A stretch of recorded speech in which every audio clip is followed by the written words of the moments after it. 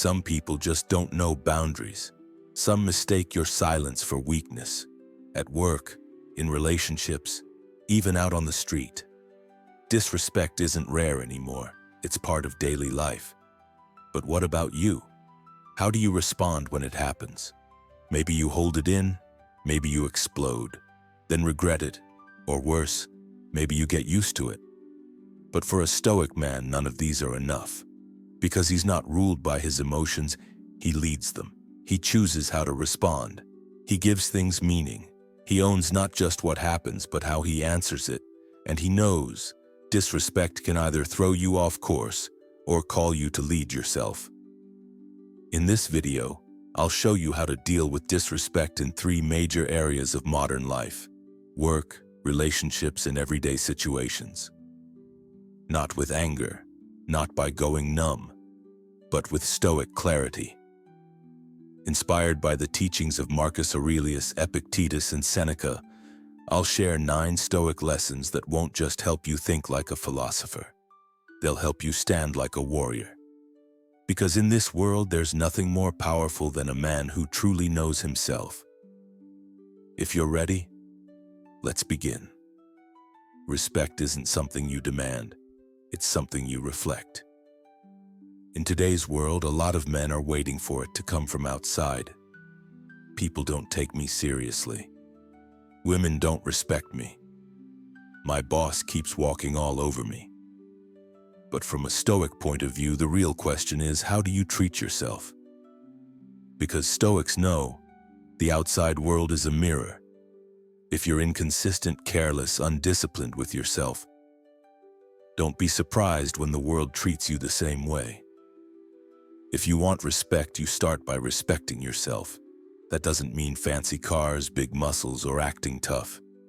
It means keeping your word, protecting your time, saying no when you need to, knowing what you will and won't tolerate. Marcus Aurelius once wrote in his journal, "Force yourself to behave like a man of honor if you wish to be one." That line alone hits like a punch, because the man who expects respect from the world must first earn it within himself. A man who spends hours on his phone late at night, wakes up with no plan, and is afraid to say no, can't expect the world to take him seriously. Even if people don't notice it on the surface, they feel it. When you walk into a room, people sense it, from your voice, your eyes, your body. Does this man know who he is? Is he centered? Is he someone worthy of respect? The Stoic man isn't the one who demands respect. He radiates it. Because he respects his time, his work, his relationships, his body, his mind. And that energy spreads. People naturally respond to it. But what if someone disrespects you directly? Talks down to you, mocks you, or tries to belittle you? That's when the Stoic man does what he must. He doesn't react. He takes a stand. But what does that stand look like? Is it firm? Is it silent? Is it with a smile? That's what we'll explore in Lesson 2. Because right after respect, the Stoic man's second greatest weapon is clarity. Let's move on. You don't have to respond to every act of disrespect, but you do have to remind the world who you are. In modern life, especially in relationships and at work, men are tested all the time. A passive-aggressive comment, a condescending look, a subtle jab meant to put you in your place.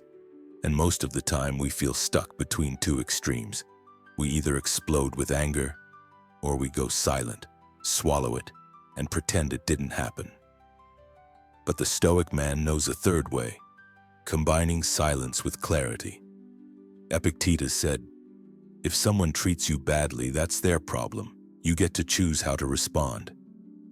Sounds simple, but that's the hard part. Because our ego wants to jump in, throw a snarky comment back, prove we're not the weak one, hold our ground, loudly. But that doesn't make you strong. That makes you look like a boy who just got triggered and lost his center. A Stoic man doesn't react. He responds with presence. That means, when someone disrespects you, you pause. You feel something rise up, anger, hurt, the sting of being dismissed.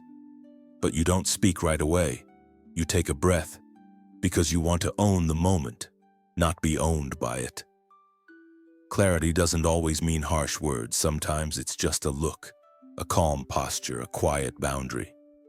Say someone smirks and says, "Come on, you wouldn't get it anyway." You don't smile, you don't defend, you simply say, "If you say what you really mean, I'll understand you better." That one sentence does two things. It holds up a mirror to them, and it shows you haven't stepped down from your self-respect. That is clarity born from silence, and the only way to build that clarity is by understanding your emotions. Which brings us to lesson 3. Because staying grounded in the face of disrespect isn't just a skill, it's emotional mastery. And without it, confidence fades. So does your presence.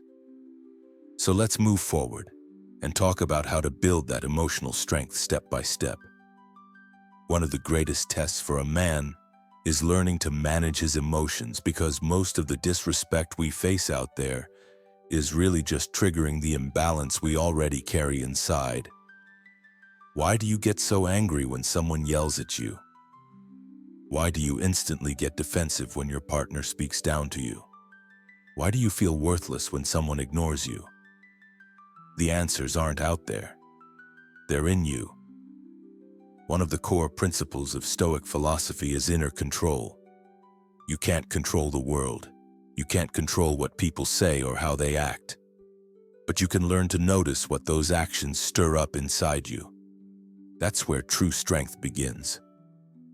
The Stoic man doesn't suppress his emotions, but he doesn't become a slave to them either. When someone makes him angry, he doesn't treat it like some test of manhood and explode. And he doesn't say, "I'm a Stoic, I feel nothing," and bottle it up. So what does he do? He sits with his feelings and names them.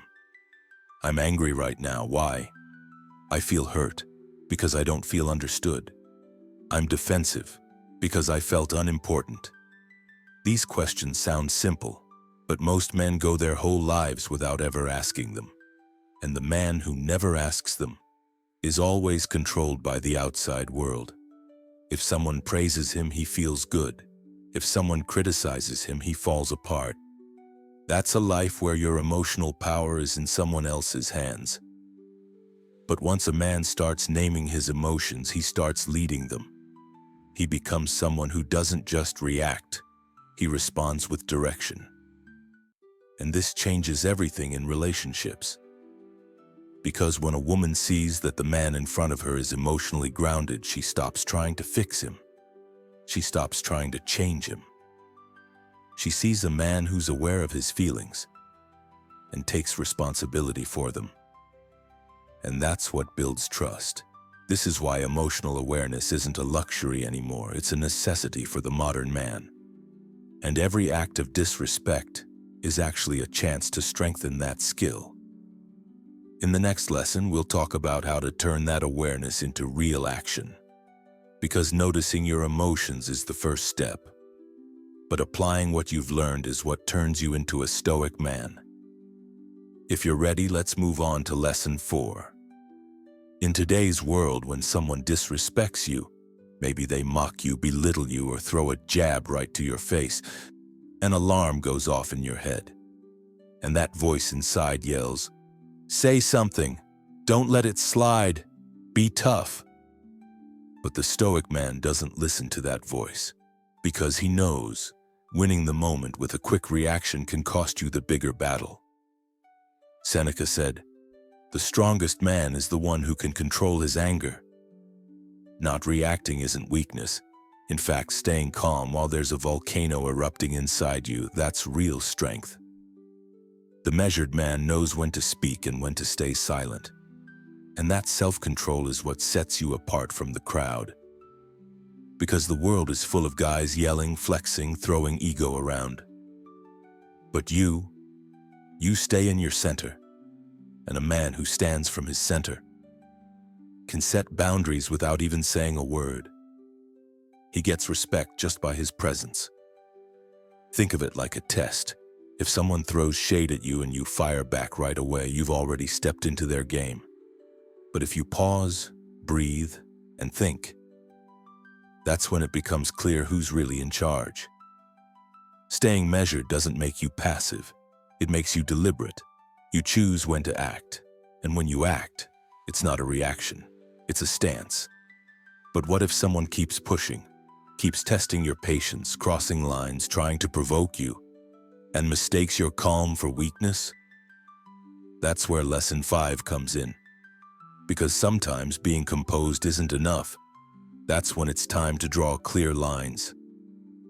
Let's keep going. One of the strongest ways to deal with disrespect is learning how to set healthy boundaries. For the Stoic man, setting boundaries isn't about raising your voice, getting angry, or trying to dominate someone. It's about protecting your space, your values, and your peace. Think about it. Your partner keeps expecting you to take on more and more responsibilities. You're exhausted, but you don't speak up. Eventually, that silence turns into anger, resentment, and distance. But here's what a Stoic man does instead. One day, calmly but firmly, he says, "This isn't my responsibility. I need you to take this one. I'd like to help, but this isn't my lane." That sentence sets a clear boundary, without yelling, blaming, or shaming. Just calm, steady presence. The same thing applies at work. Let's say a coworker keeps dumping tasks on you. You say, "I can't take this one. I need to focus on my own priorities right now." It's a simple sentence, but it's powerful. It protects your energy and sends a message.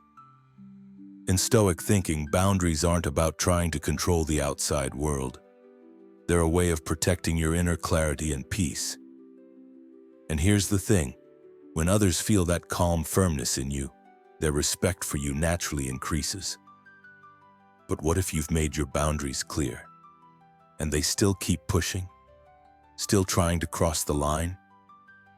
That's where lesson 6 comes in, because sometimes boundaries need to be backed by action.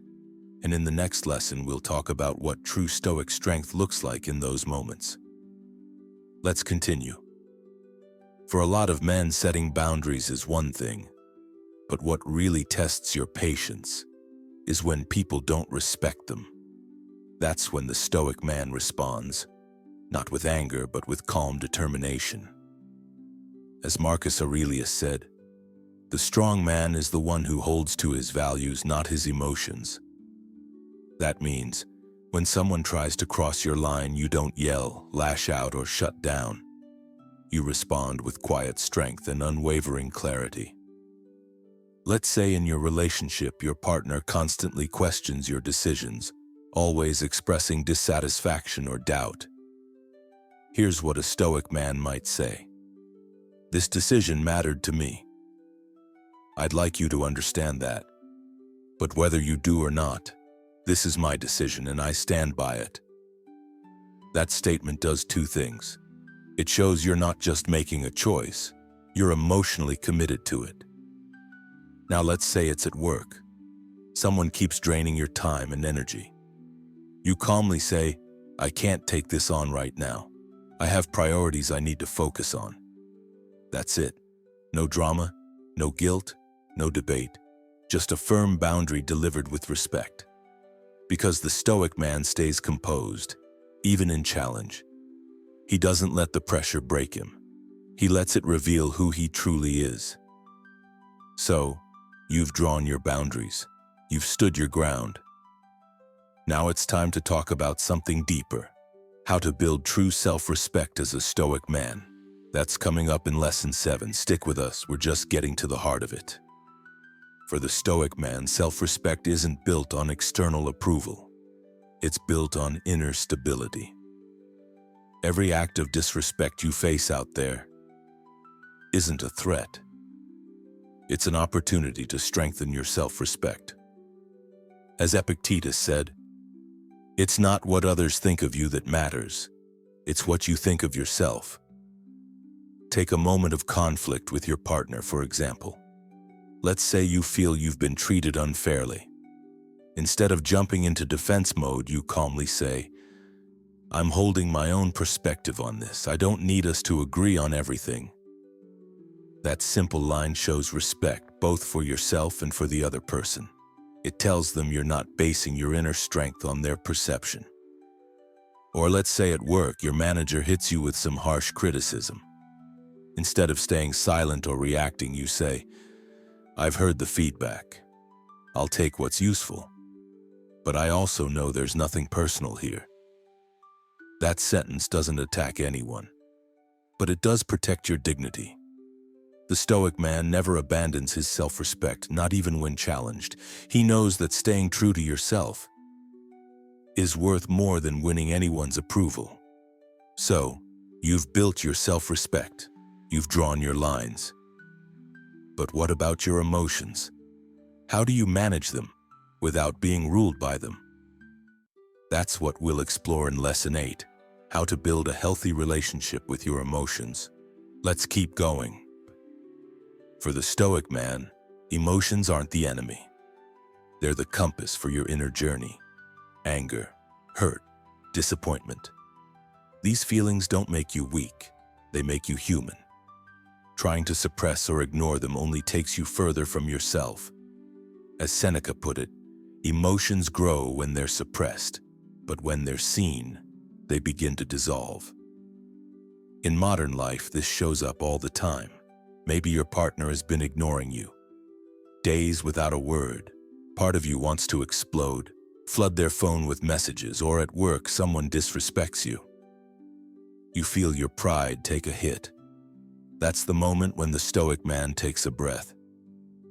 He notices the pounding heart, the racing mind, but he doesn't act immediately. He names the feeling. This is anger. And instead of being swept away by it, he asks himself, what is this feeling trying to show me? Why is this triggering me so deeply? That simple question softens the emotion and turns it into something you can manage. Here's an example. Let's say a close friend makes a joke that embarrasses you. In the past, maybe you would have snapped, "What the hell are you saying?" But now, with a Stoic mindset, you pause, you breathe, and you say with a calm smile, "I didn't find that funny, let's leave it there." Just like that, you draw a boundary and you express your emotion with clarity and strength. People around you will feel it, that you stayed in your center, that you didn't let anger take over. Making peace with your emotions doesn't mean burying them. It means giving them space and choosing the direction they go. It means standing calmly inside the storm without getting lost in it. And here's the truth. A man who's aware of his emotions becomes powerful, not just in relationships, but in every area of life. So, you've recognized your emotions, you've made peace with them, now what? In Lesson 9, we'll explore how the Stoic man steps into real leadership. Not by controlling others, but by mastering himself. Let's keep going. A lot of men still think leadership means giving orders, controlling everything, or being the toughest guy in the room. But the Stoic man knows. Real leadership doesn't shout. It stands, with quiet determination. A man who understands his emotions and stands in his center is no longer someone who just reacts. He becomes someone who guides. Marcus Aurelius was emperor of Rome, but his leadership didn't start with his army. It started with his inner world. Every morning he turned inward. Before the chaos of the day, he aligned himself, and that's the message for modern men. Your real power isn't in ruling others, it's in ruling yourself. So what does that look like in everyday life? Let's say a heated argument breaks out in your friend group. Everyone's raising their voices, trying to dominate. But you stay quiet. You observe. And when the moment is right, you speak one calm, clear sentence that shifts the whole tone.